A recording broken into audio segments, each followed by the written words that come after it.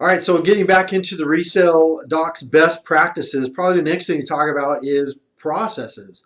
Part So next. part next. So it's processes. So I think one of the things that is important that I see really makes a difference is establishing processes. So if you're doing this in house, you're still doing your resale docs in house. You should have a process for your disclosure package. Have a process for your statement of demands or your statement of assessments or whatever that's called. Your estoppels. Have a process for the lender questionnaires, and the process is going to be what do we do when we get an order, what's included in an order, make sure it's the same thing every time going out. It's pretty straightforward, pretty self-explanatory. Obviously, when you're with us, we set that process up in the system, so every time an order comes in, it's just automatically doing what needs to be done. Um, any questions on that? Anything you want to add on that? I think I'm going to be doing very little talking since you're a process guy, Process guy. All and right. I totally agree with everything you're saying. Okay. So I'm not wheezing out of having Gotcha. input, but Gotcha. um, you're saying it perfectly. Okay. Thank you. So the next thing that I would talk about is the process of the employees and their time spent doing this. So one of the things that we talk about when we bring a new client on, let's say they're in the like 2,500 door range. They got one person that does this along with doing accounting or some other things in the office. What I always say is, you know what, if you establish a time in a day, so like Monday at 2, Wednesday at 9, and maybe Friday at 1, that's the time that you're going to go in and you're going to work on Get Docs Now, or you're going to work on getting your resale docs done. What happens there is if you go on those days, you're going to make sure that you're not missing any deadlines. If you have 3-day expedites, you're covered, right? So you're not missing any due dates. So I think that that's a good way to help the employees to multitask. It also helps as the business owner or the manager. It helps you to go. Oh, it's Monday at 2. Sally's going to be doing orders. Let me go see how that's going, and you know that routine is. I think that that's an important way to establish that routine. So even if you're using a third party like us, you still need to have, a process with your people in how they work with our system. But we're assuming you've got some sort of system that your people are working on or in, and we're talking about just a common sense, A to B, B to C systematic approach Yep. that we do. It's all automated, and you may have it in paper piles, right? Or you may have Right. I go to the Excel spreadsheet. Once I do the paper pile and then I print it, you got your process, no matter how archaic it might be.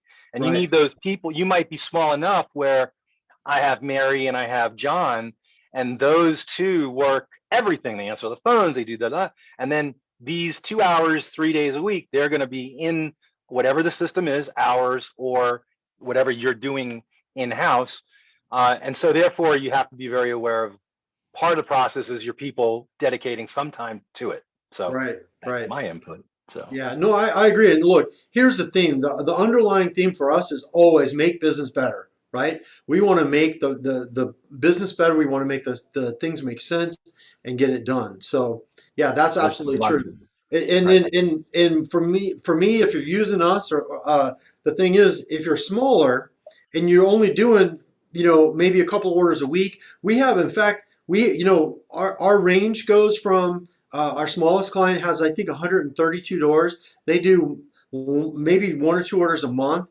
And our largest client with tens of thousands of doors that's doing, 10 orders a day. So the one that's only doing a couple a month, they need to still go in and check every Monday, Wednesday, and Friday to make sure they don't have orders, right? That's kind of what I'm saying is you got to develop that routine. So as opposed to if you're there every day, and of course that number, the routine varies on your the flow that you have, right? So there are some other things that we can do to make like establish processes and make things easier. One of those things is just establish a naming convention for your documents. So this is one thing that I've seen. We see it a lot, and this is something that we try to help with. If you establish a naming convention for your documents, in other words, if you have financials, right? Every month you have a new set of financials. And you say, okay, we're going to name these financials like for March 22. We're going to name the financials 03.22.fin, right? So now we know that's the March 22 financials. And if you establish that and everyone's using the same file naming convention, it makes it so much easier to find your files later if you need them, to sort them, to understand what it is. And I say that because I've seen this where we have one person that names it 03.22.fin, another person who names it fin underscore March underscore 22, or whatever. And without that routine, it gets crazy. So I'm speaking really to the business owner or the manager of the department, whoever that can establish that routine. It's going to help you out huge in the long run. So Uh, that's standardizing file names, and what about what standardizing association acronyms? Yeah, That so also that's another thing is almost every management company has some sort of a short name or an acronym for their associations, right? right. And so if you standardize that, so like that would be like if you want to use the first three letters of each name. So for example, if you have like an association called Fast Horse HOA, right? So maybe you call it FAS.HOR or you call it FAS.HOR, something like that. That way you know what it's going to be, and you want to make sure that you're using enough of a variable that you're not gonna duplicate every time. So you don't want to just call it like for Fast Horse HOA. You don't want to call it FHH because what happens if you have another association that ends up with those same three letters, right? So you just create some sort of a standard way to use an acronym or a short name for your HOAs. And then when you include that on your file name, so for example, if you have like Fast Horse HOA has March 22 financials, and you name the document F FAS HOR dot 03 dot 22 dot FIN, you know easily that's Fast Horse HOA. It's the March 22 financials. It makes it so much easier in the long run when you're looking for those folders and setting them up, whether using us or doing it in house. I mean, even with us, we see that where someone will have, they have 100 HOAs and they just name it financial March 22, and then they go, well, which HOA is this for? And they didn't think about it, so they have to literally open it or download it or preview it to make sure that's the right one. Just name it correctly. You're going to save a lot. You're going to save a lot of time in the long run when you do that. That actually looks like it would work really well. Famously, was what I'm going to say, but Yeah, really well with a process is to have a labeling, convention that you can easily either, oh, I know how we label things, so I don't need to go to John and say, hey, what did we label that? You just know it's going to be this for yeah, that. However you do it, first three letters, capital first, yeah, whatever it is. And they all have a date, so you'll know what's the most current financial. If you have yeah, 322, you know that that's the most current to where you are now.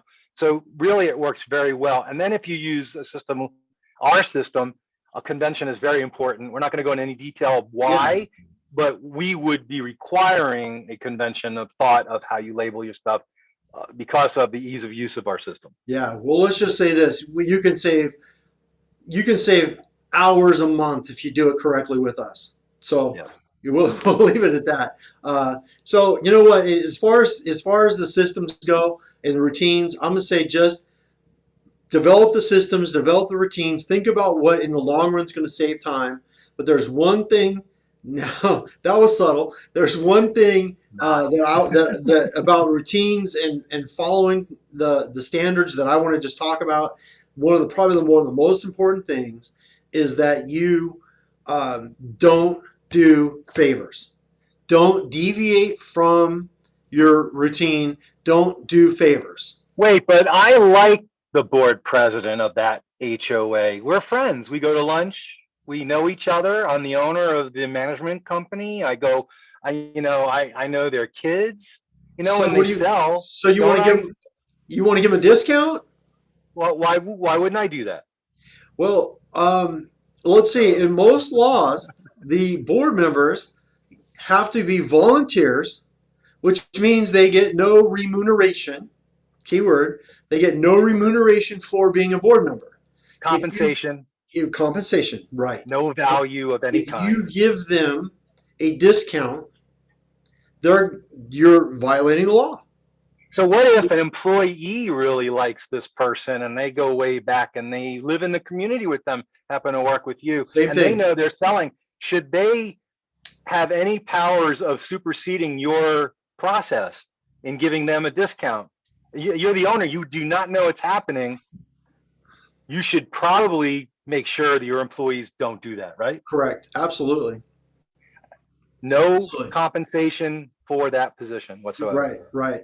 That's one aspect. That's probably legally that's the most important aspect. The other Because it aspect could be is a bribe, right? It could be I'm giving you technically something yes. for something, and you voted a certain way, made something happen. Right. Yep. Right. And then the other thing is you do it for one, you got to do it for all. There's no such thing as, oh, it's my favor. You know, he's my friend. I had dinner with him. Because what happens when the next guy behind him comes that isn't your friend, that you didn't have dinner with, and now you've done it for one person and not another. Let's see if my Let's lighting's move going. on. It's okay. It's okay. All Let's right, not talk about it. there Good. we All go. right, there we are. Yeah, you're back. All right. Oh, I think we were concluding anyway. We are. One Okay. last thing is not just board members, but dock buyers, right? One of the biggest, let's say this, when we start working with a client that was in-house, and they start working with us, one of the things that we do is we take the phone calls. Okay. And one of the biggest things that the biggest values to that client of us taking phone calls, go ahead. Which phone calls are you talking about I'm here, talking about Greg? I'm talking about all the phone calls We regarding take resale all the customer documents. service calls come to Yes. us. Okay, gotcha. Yeah. Gotcha. Yeah. And for more on that, check out our customer service video. Perfect. All right. So we take their calls. So what happens when the doc buyer calls up and they just have to have this favor? Can't you just this one time get this document done for me and get it done quickly and do me a favor? And what happens is that there's doc buyers are calling and I'm going to say berating, right? Are the management companies to get these documents to get this favor. We don't put up with that. So I'm going Well, to what say, about the don't do agent? a favor. How many times have you heard the manager, I'm not going to mention names, so there's one Right. that comes to mind, who goes, I love my agents. They sell the houses in my community. I'm going to help them. I'm going to give them a discount. All these things we're talking about cannot be done. Absolutely. Let's put it this way. They can be done. They should not be done. They can be done. They're done all the time. And we're saying this is, we're talking about best practices today. And we're saying it's best practice to not to do those things. And Don't I do would look favors. at it Don't from, give things away.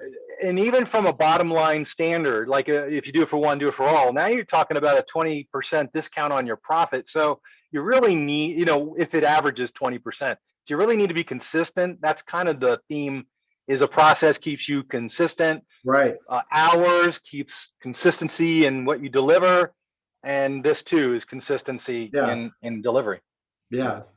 Perfect. And you also, when you're automated, like what using with us, working with us, is we're also removing the human error factor.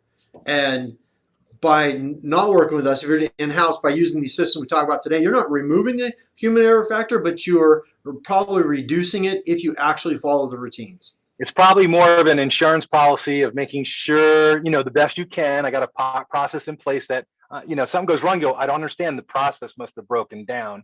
You can find where it broke down, make it stronger, and Right. move on. I think that's why a process is important. So you can kind of interchangeably move things out and change things along the way. But if you have no process, and we can end on this, you're not doing this business right. You're not doing this part of your business right if you don't have some kind of logistical, logic-oriented step-by-step process of dealing with this, because it doesn't get easier. It gets more complex as time goes on and laws are passed. Absolutely. Okay. On that note, See ya. yes.